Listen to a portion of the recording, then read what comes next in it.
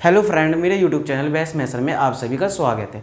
आज की इस वीडियो में हम क्लास 9th का चैप्टर नंबर 2 बहुपद के इंट्रोडक्शन को समझेंगे। चलिए स्टार्ट करते हैं।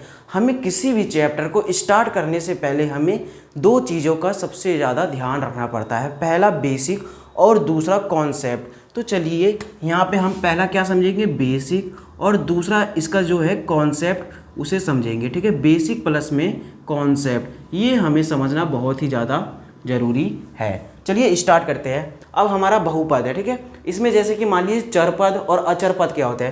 पहले हम चर को समझते हैं। चर क्या है, चर क्या है यहाँ पे। तो चर वह चर है जो एक्स वाई जेड द्वारा दिखाया जाता है, ठीक है। अब यहाँ पे जो एक्स वाई जेड, जो हमारा एक्स वाई और जेड है, ठीक है, इनके जो मान होते हैं वो निश्चित नहीं होते, इनके जो मान हैं वो अनिश्चित होते हैं। यानी कि हम x के जगह कुछ भी रख सकते हैं, जैसे मान लीजिए 1 2 3 कुछ भी, या फिर y के जगह पे भी और z के जगह पे भी। उसी को हम क्या कहते हैं, चर कहते हैं। चर क्या है, जो x y z द्वारा दर्शाया जाता है और इनके मान निश्चित नहीं होते हैं, ठीक है, उसे हम चर कहते हैं। अब उसके बाद दूसरा क्या है हमारा, अचर। अचर क्या है, अब अचर हमारी संख्याएं होती है। अचर हमारी क्या है, संख्याएं, जैसे कि 1 2 3, या फिर माइनस में भी 1 या माइनस में 2 3, ठीक है, ये हमारी क्या है, अचर।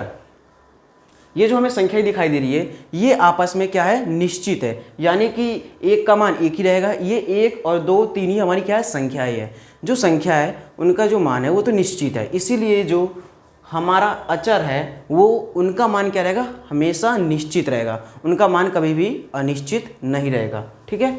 अब हमने चर और अचर को समझ लिया होगा। अब हम बात करते बीजीय व्यंजक की।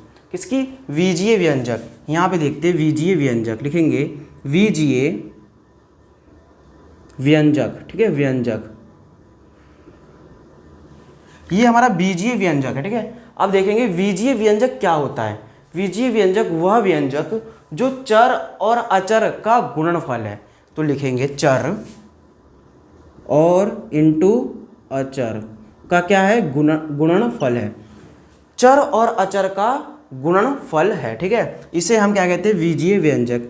एग्जाम्पल के लिए लेते हैं, एग्जाम्पल के लिए देख लेते हैं। एग्जाम्पल लिखते हैं। यहाँ पे हम चर की जगह क्या लिख सकते हैं, एक्स वाई जेड कुछ भी लिख दीजिए। यहाँ पे हमने लिख दिया, यहाँ पे लिख दिया एक्स और इंटू। अब अचर की जगह कुछ भी लिख दीजिए, 10 12 कुछ भी लिख दीजिए। यहाँ पे लिख दिया हमने 10, ठीक है। तो ये हमारा कितना हो गया, 10x। अब देखिए ये जो हमारा था ये x, ये क्या था, हमारा चर था। ये जो हमारा 10 था ये क्या था, हमारा अचर था। अब उसके बाद ये जो हमारा आ गया मिलकर, जो इसका गुणनफल बना वो क्या हो गया, हमारा बीजीय व्यंजक। इसे हम क्या कहते हैं, बीजीय व्यंजक। अब ये आपको जो ये 3 टॉपिक है अच्छे से समझ में आ गया होगा। अब चलते हैं, जो हमारा चैप्टर का नाम है बहुपद। अब बहुपद समझते हैं कि बहुपद क्या है। चलिए देखते हैं बहुपद। लिखेंगे बहुपद। बहुपद, बहुपद में हमें सबसे ज़्यादा जरूरी समझना है कि पूर्ण संख्या है। पहले हम ये समझेंगे कि पूर्ण संख्याएं क्या होती है। पूर्ण संख्याएं, ठीक है, पूर्ण संख्याएं। तो पूर्ण संख्याएं क्या है, जो 0 से स्टार्ट होती है, जो 0 से स्टार्ट होती है। जैसे 0, फिर 1 2 3, ये कहाँ तक जाती है, अनंत तक जाती है, ठीक है। अब बहुपद में इस पूर्ण संख्याएं का क्या रोल है। अब ये बहुपद जो है हमारा, इस पूर्ण संख्या का बहुपद में क्या रोल है, तो चलिए समझते हैं। अब मान लीजिए हमारे पास कोई बहुपद है, जैसे मान लिया हमने 5x² + 7, ये हमारे पास कोई बहुपद है। अब यहाँ पे जो चर है, चर क्या है हमारे, जो x है यहाँ पे चर, जो इसका पावर है यानी कि इसका जो घात है, ये हमारा पूर्ण संख्या है। इसका घात क्या है, हमारा पूर्ण संख्या है, क्योंकि हमारा जो ये 2 है ये पूर्ण संख्या में आती है, इसीलिए जो हमारा ये है बहुपद संख्याएं होगी। यदि मान लीजिए किसी का x का पावर, यदि मान लीजिए x का पावर यहाँ पर पूर्ण संख्या नहीं है, तो वो हमारी बहुपद संख्या नहीं कहलाएगी, तो वो हमारी बहुपद नहीं कहलाएगी, ठीक है। अब आपको बहुपद अच्छे से समझ में आ गया होगा, ठीक है। अब उसके बाद देखेंगे पदों के आधार पर, ठीक है। अब पदों के आधार पर समझते हैं हम, पदों के आधार पर बहुपद को समझते हैं। पदों के आधार पर बहुपद, ठीक है, आधार पर बहुपद, ठीक है। अब यहाँ पे देखेंगे पदों के आधार पर। पद क्या होते हैं, जैसे मान लीजिए यहाँ पे हम पद किसी को देखते हैं, जैसे यहाँ पे कितने पद है, 1 2, ये हो गए हमारे, इसी को हम पद कहते हैं। अब यहाँ पे देखिए हम पदों के आधार पर बहुपद को समझेंगे। जैसे मान लीजिए यहाँ पर है 10x² प्लस 5, यहाँ पे ये है हमारा, ठीक है। अब ये क्या है हमारा, पदों के आधार पर बहुपद। यहाँ पे देखिए कितना है, 1 और 2, ये हमारे पद है, ठीक है। ये पदों के आधार पर बहुपद है। अब इसमें 3 होते हैं, पहला होता है एक पदी, दूसरा होता है द्विपदी और तीसरा होता है त्रिपदी। तो एक एक करके समझते हैं। तो पहला हम देखेंगे 5x, यहाँ पे 5x है। ये 5x क्या है हमारा, इसमें कितने पद है, सिर्फ एक है। कितने हैं, यहाँ पे देखिए आप, एक है, तो इसको हम कह देंगे एक पदी, ठीक है, ये हो गया। उसके बाद हम दूसरा देखेंगे। अब दूसरा देखेंगे, जैसे मान लीजिए यहाँ पर 10x² प्लस x, ठीक है, ये है। अब यहाँ पे देखेंगे कितने पद है, यहाँ पे देखेंगे 1 और ये कितना हो गया, 2, यहाँ पे 2 पद है, यानी कि द्विपदी। यहाँ पे पदों को देख रहे हैं तो यहाँ पे क्या हो जाएगा, ये द्विपदी, ठीक है। अब इसका जो लास्ट है, आप त्रिपदी को समझते हैं। त्रिपदी क्या, जैसे कि त्रिपदी क्या हो जाएगा, 10x² प्लस 2x और प्लस 7, कुछ भी ले लीजिए। हमारे यहाँ पे कितने पद है, 1 2 3, यहाँ पे कितने पद है, 3 पद है, यानी ये हमारा क्या हो जाएगा, ये हमारा क्या हो जाएगा, त्रिपदी। आई होप मेरे ख्याल से आपको यहाँ पे पदों के आधार पर बहुपद समझ में आ गया होगा। अब हम समझेंगे घात के आधार पर बहुपद। तो यहाँ पे लिखेंगे टॉपिक, घात के आधार पर बहुपद, ठीक है, आधार पर बहुपद। अब यहाँ पे देखेंगे घात, यहाँ पे घात लिखा है, यानी घात क्या है, जैसे कि यहाँ पे देख लीजिए आप, ये x का पावर 2, यानी कि जो x की घात है वो 2 है, यहाँ पे x का पावर 1 हुआ, ऐसे करके इसे हम क्या कहते हैं, घात। अब घात में भी 3 चीज़ होती है। पहला क्या होता है, रेखिक, और दूसरा क्या होता है, पहला हो गया हमारा रेखिक, फिर द्विघात, फिर त्रिघात, या फिर रेखिक, द्विघाती और त्रिघाती, ऐसे भी कह सकते हैं। चलिए हम एक एक कर से समझते हैं। पहले हम देखेंगे रेखिक, क्या देखेंगे हम, रेखिक, ठीक है। अब रेखिक को समझिए यहाँ पर, जैसे रेखिक क्या है, ठीक है, रेखिक। अब मान लीजिए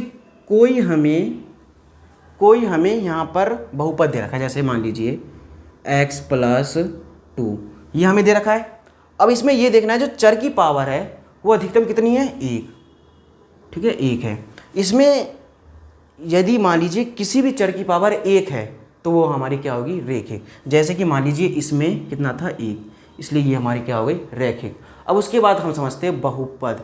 ये बहुपद समझ रहे, बहुपद के हमने घात समझ रहे, ठीक है। बहुपद, ये बहुपद हमारे जो है रैखिक, जो पहला है, पहला रैखिक। तो रैखिक बहुपद ये है जिसका जो चर है हमारे पास, जिसका पावर 1 होता है, वह हमारा रैखिक होता है। अब उसके बाद है द्विघात। द्विघात जैसे कि समझते हैं यहाँ पे, द्विघात, ठीक है, द्विघात यहाँ पे लिख देंगे। द्विघात क्या है, जैसे मान लीजिए यहाँ पे दे रखा है x² प्लस 10, कुछ भी दे रखा है। अब यहाँ पे देखिए x का पावर क्या है, 2, यानी कि द्वि। आपको द्वि की समझ आ रहा होगा कि हाँ, जिसकी पावर 2 हो, यानी कि जो चर है, चर की पावर 2 है, तो यानी कि ये हमारा क्या हो गया, द्विघात। उसके बाद हमारा तीसरा है त्रिघात, जिसके बाद है, इसके बाद है हमारा त्रिघात। अब त्रिघात को समझेंगे। अब जैसे मान लीजिए यहाँ पर x की पावर 3, x की पावर 2 और x की पावर 1 है, ऐसे करके दे रखा है। मान लीजिए ये भी दे रखा है, तो यहाँ पे देखना त्रिघात, हमें पूछा है त्रिघात क्या है इसमें, तो इसमें ये देखेंगे जिसकी अधिकतम घात क्या है, 3, क्या है, 3।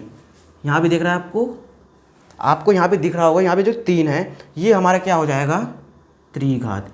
यानी कि किसी भी चर का पावर यदि 1 है तो वो रेखिक है, और यदि 2 है तो द्विघात या द्विघाती है, या यदि 3 है तो त्रिघात, और नहीं तो त्रिघाती है।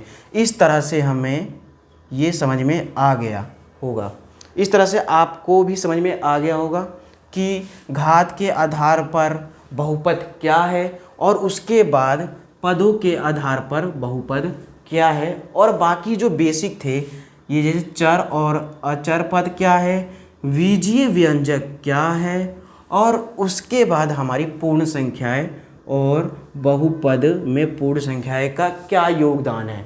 आशा करता हूँ मेरे ख्याल से आपको ये बहुत ही अच्छे से समझ में आ गया होगा। अब मिलते हैं नेक्स्ट वीडियो में एक्सरसाइज 2.1 में। जब तक के लिए धन्यवाद। उसमें भी हम बेसिक प्लस कॉन्सेप्ट के साथ हम सभी एक्सरसाइज को सॉल्व करेंगे। Thank you.